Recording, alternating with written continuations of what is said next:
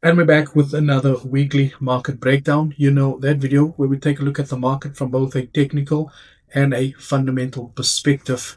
So, without any further ado, guys, let's get straight into it. And firstly, don't forget you can grab 35%, no, 45% off your next equity purchase by simply using the code ROLIOJ45 at checkout.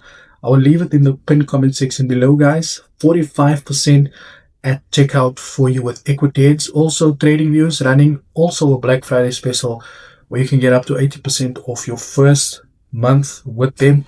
I'm not using a paid version because I'm no expert. So let me just put it out there. So, in any case, before we continue, please know this should not be considered a substitute for financial advice. If you are looking for financial advice, you would consider seeing a financial advisor so that you can actually have somebody that you paid for and then you can actually blame, right? So last week we had some unemployment claims. We're going to start with the fundamental data and then work our way through the technical data. The average hourly earnings dropped to 0.2%. This, I'm failing to understand what this means. It says the minus 4K, the non-farm employment change. The actual was 119. They forecasted 53, and the previous was negative 4K. I would assume that there was a negative 4K in the actual for the previous report, so it's higher compared to then. Sorry, I'm just not so used to seeing it so low. Whether it's a loss or a win, I think it's one of the two. Could be that, or it could be the fact that I woke up now and I'm a little bit confused. In any case, the unemployment claims was at 220K, so just slightly higher. The unemployment claims is like the UIF in South Africa, for those of you that know. It's basically people who have lost their jobs, who had filed for unemployment benefits. And then last but not least, unemployment rate, it went up to 4.4%. That basically means that more people has gone to lose their jobs. But it's weird that the unemployment went up. They added 119K. I guess the 119K jobs wasn't enough to move the needle, So to bring it down to 4.2%, instead it took it up because the 119 jobs was not sufficient enough to bring the overall average down to make it drop. We had some purchasing managers index for the flash manufacturing, and we also had for the flash services PMI, right? So let's get over to some technical data over here, and we're gonna do this all, as you guys know, monthly, weekly, and daily is the best for to look at the overall market direction. And then we obviously look at lower time frames, such as the 4 hour, even the lower hour, to look for our entry in confluence with certain indicators that I use, which is basically just there to confirm the actual short-term momentum for that direction. So obviously this week we were looking for some bearish movement on the dollar index. And according to the price action, that is exactly what we can expect, right? First thing that we can do is if we look left, and I think this was the only thing I learned from Clint Fester back in the days when Clint was still considered one of the best traders in the world. Sorry, in South Africa. Remember, I said considered. I never said he was, but you know, and the first thing you do is you look left. You can clearly see here the market is has reached the point of very strong resistance. This level acted as resistance here once, and then again the market's back to test it here once again. Now the market also printed very important structure. Now remember, structure is printed when the market prints a red candle next to a green candle, which is this over here. Now this is considered structure, and then we also have structure around this area. Now, this level currently over here is obviously acting as a strong level of resistance here once again. And the market had broken above this level of resistance, right? And all of this resistance over here is now considered support because that simple price action. Remember, the simple price action educates us that resistance is the ceiling and support is the floor, and the market cannot go beyond the ceiling. If it does, the ceiling becomes the floor, and vice versa. And what that basically means is that because we don't expect the market to break above the ceiling, if it does, the ceiling becomes the floor and the market then looks for a new ceiling. So that basically references The ceiling over here got broken. All of that ceiling is now the floor. That's just to put it to you guys in layman's terms so that you don't get confused, right? The market also created a very clear impulse. After an impulse, you expect a correction because, as we know, the market moves in waves, right? Now, a lot of people's going to try and confuse people, which is saying higher highs, higher lows, lower lows, lower lows. So we'll talk about these things, right? So the market follow the price in the, um, follow the price in the market. Market prints resistance. When the resistance gets broken, it becomes support. When the resistance becomes broken, it becomes support. Now, this analogy goes the exact same the other way around. So you would look at it in this way. When the market goes is trending down, the market prints support. Support gets broken. The support becomes resistance. Support gets broken.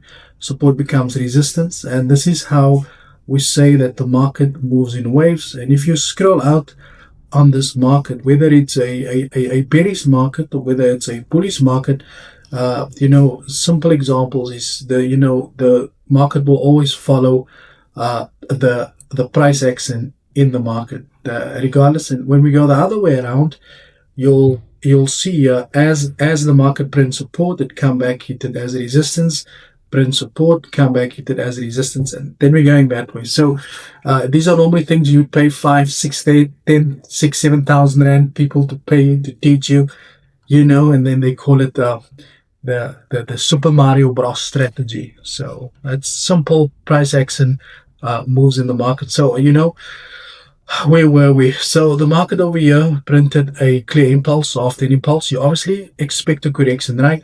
Now, the best way to measure this correction in the market is very easy. You take the Fibonacci from the low to the high of the impulse. And the best way to know which level the market is going to pull back to is to look for the Fibonacci level that's lining up perfectly with structure over here. In this case, we have the 0.50 and we also have the 61.8, aka the golden ratio, which is also lining up perfectly with the previous level. Now, going into the new week, I definitely expect bearish correction on the dollar index to this level. We can obviously monitor price action around this level first.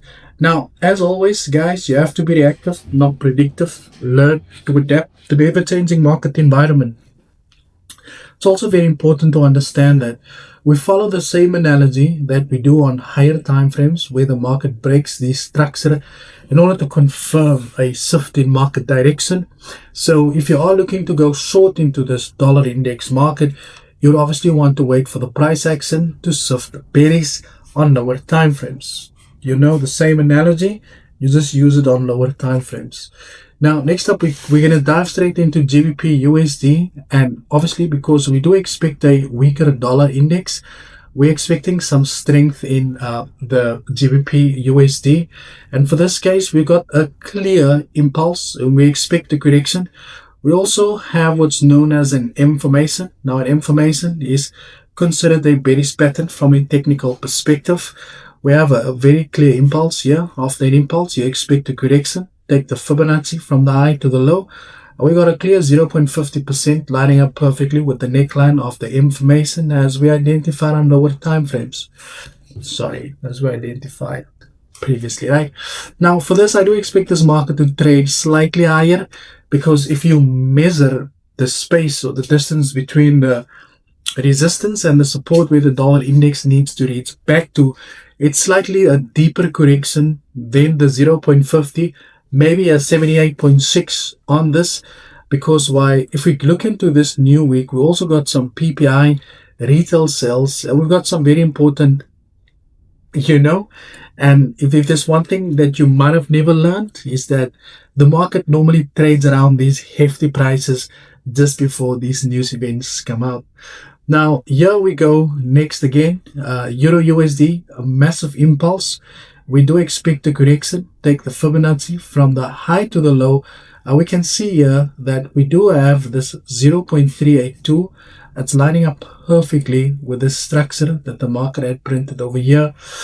For Euro USD, I do expect a pullback in the market, right? It would also be nice to see this market trade slightly lower before going higher, but we already saw a rejection in the market from there. So again, it's just very important that we be reactive and not predictive. And when you monitor these prices on lower time frames, that you ensure that the market momentum has completely shifted bullish. Next up, we've got the Nasdaq 100. Right now, the Nasdaq broke below this very strong support that you see over here on the left. Not broke, but you know what? It went down and then it went up again. But in any case, what we can see here is the Nasdaq is currently trading in bearish territory here. The market broke below this level of support. From there, I'll probably look at trading this market slightly lower, somewhere around this levels over here, because this is also a very strong level of resistance that the market had broken above. That's now acting as this level of support. And I do want to emphasize this very heavily. I do not trade precious metals or indices, for that matter. That is why I don't follow this type of I don't follow the Dow Jones. I know in South Africa people like to trade it, but unfortunately it's not for me, right?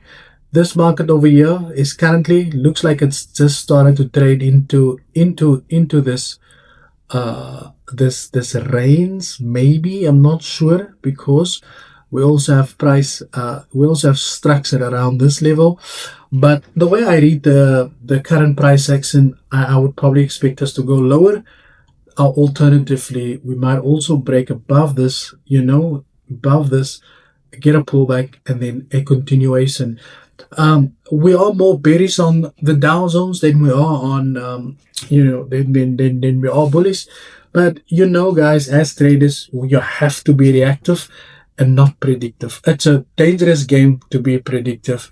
And don't forget, I will also be trading a $10,000 Thunder account with equity edge this week, following these setups, and we'll see what happens.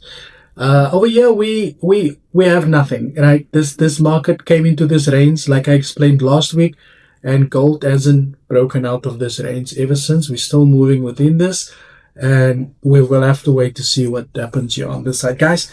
That is it from my side. I want to say thank you so much for your time, and don't forget, you can grab 45% off your next equity edge purchase. Thank you for your time, and as always, cheers. Yes.